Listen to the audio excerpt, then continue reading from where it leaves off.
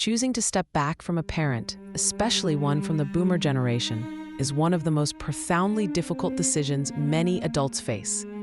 It's a choice often shrouded in guilt, confusion, and deep emotional pain. This isn't about blame, it's about understanding a complex dynamic.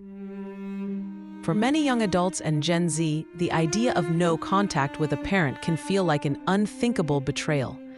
Yet, for some, it becomes a necessary step for their own well-being. Let's explore why this particular path is so uniquely challenging. Many of us grow up with an inherent belief in the sanctity of family bonds. We're taught to honor our parents, to maintain connections, and to prioritize familial loyalty above all else. This deeply ingrained societal expectation makes any thought of separation feel inherently wrong. This cultural narrative often doesn't account for relationships that are actively harmful or emotionally draining. It places an immense burden on adult children to maintain a connection, even at their own expense. The pressure to uphold this ideal can be overwhelming. A significant factor in these difficult dynamics is often the emotional immaturity of the parent. This isn't about malice.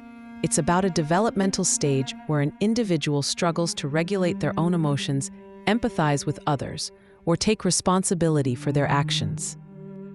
Emotionally immature parents may react with anger, guilt-tripping, or victimhood when confronted with boundaries or differing opinions. They might struggle to see their adult child as a separate, autonomous individual with their own needs and feelings. Their emotional world often remains centered on themselves. The boomer generation often grew up in environments where emotional expression was suppressed or discouraged. They may have learned to cope with difficulties by avoiding them, minimizing feelings, or projecting their own discomfort onto others. This can lead to a profound disconnect. Younger generations, particularly Gen Z, are often more attuned to emotional intelligence, mental health, and healthy communication. This difference in emotional literacy can create a chasm, making genuine connection and resolution incredibly difficult. The adult child speaks a language their parent may not understand.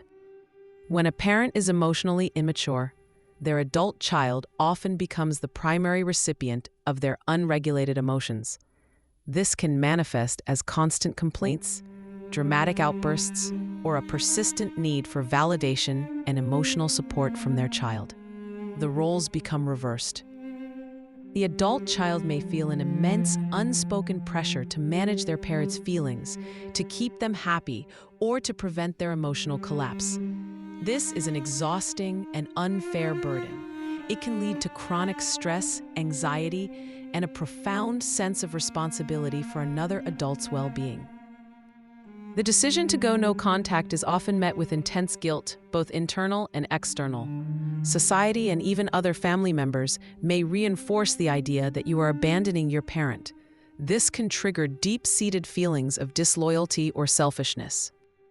Many adult children feel an overwhelming sense of obligation, especially if their parents provided for them financially or physically.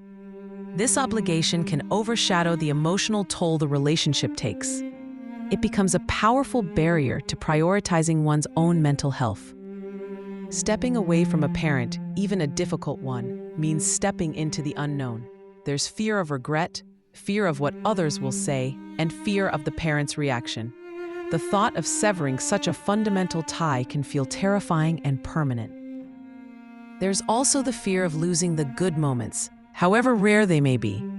The hope that things might change, or that the parent might finally understand, can keep individuals tethered to a painful dynamic. This hope, while understandable, can be a significant obstacle.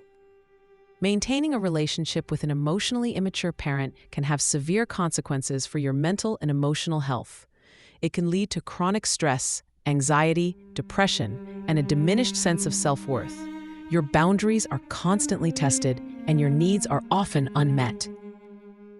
You might find yourself constantly walking on eggshells, anticipating their next emotional outburst, or feeling drained after every interaction.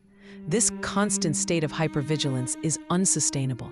It prevents you from fully thriving in your own life. For some, no contact becomes a vital act of self-preservation. It's not a decision made lightly, but a last resort when all other attempts at setting boundaries, communicating needs, or seeking resolution have failed.